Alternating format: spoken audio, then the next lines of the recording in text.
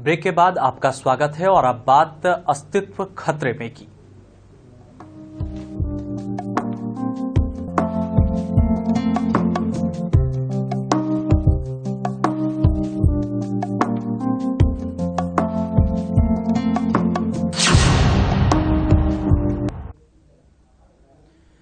किशनगंज के खगड़ा मेला का इतिहास काफी गौरवशाली रहा है। कभी यह सोनपुर के बाद एशिया का सबसे बड़ा पशु मेला हुआ करता था। वहीं इस मेले में भारत ही नहीं, बांग्लादेश, पाकिस्तान, म्यांमार, श्रीलंका, मलेशिया, अफगानिस्तान आदि देशों के व्यापारी यहां आते थे। लेकिन आज इसका प्रारूप एवं सौंदर्य दोनों ही बदल चुका है। पर नवाब के वंशज अब भी इस मेले को जारी रखना चाहते हैं, लेकिन सरकारी उदासीनता के कारण ऐसा नहीं हो पा रहा है। पेश है एक रिपोर्ट। आजादी के बाद खगड़ा मेला अपने पूरे सवाब पर था, क्योंकि समुचित सीमांचल के लोग इसी मेले में आकर खरीदारी किया करते थे।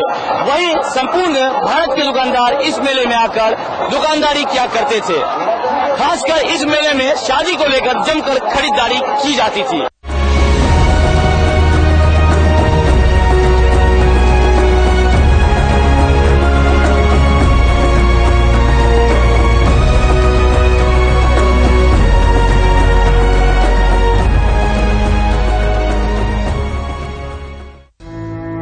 राज्य एवं राष्ट्रीय सीमा पर स्थित खगड़ा मेले में भारत ही नहीं, बांग्लादेश, पाकिस्तान, म्यांमार, श्रीलंका, मलेशिया, अफगानिस्तान आदि देशों के व्यापारी यहां आते थे और अपने विशिष्ट उत्पादों के स्टॉल लगाकर मेले की रौनक में चार चांद लगाते थे।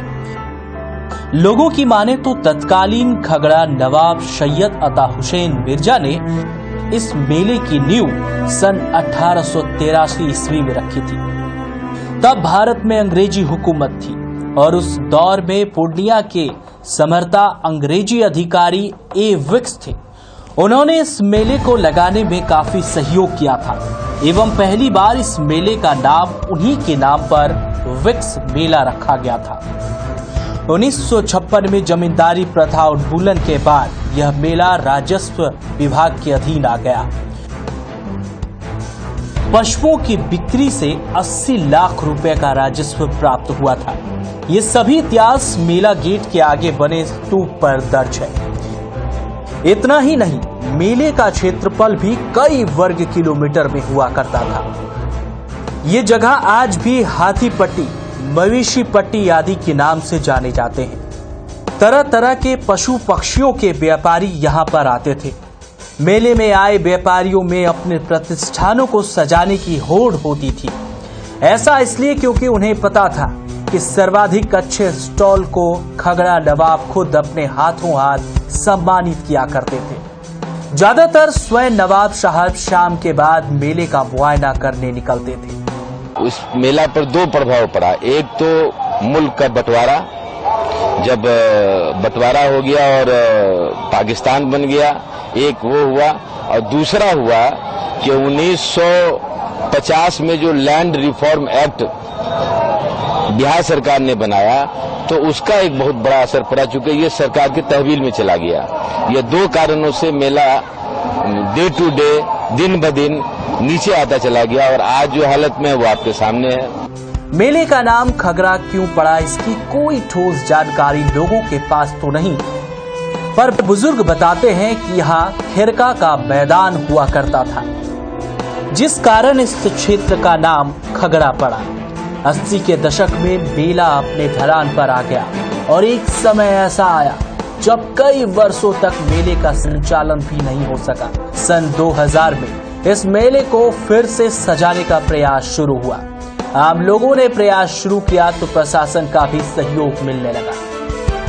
वर्ष 2003 में तत्कालीन डीएम ने मेले में शानदार परंपरा को फिर से पुनर्जीवित करने का प्रयास किया। मुख्य द्वार के सामने स्तूप का निर्माण कराया गया।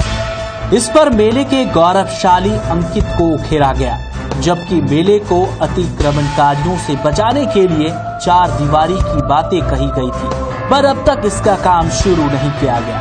लेकिन परिसर में कई तरह के सरकारी भवन बन चुके हैं एवं लगातार बनते जा रहे हैं। मेला का क्षेत्रफल सिकुड़कर 10% से भी कम हो चुका है।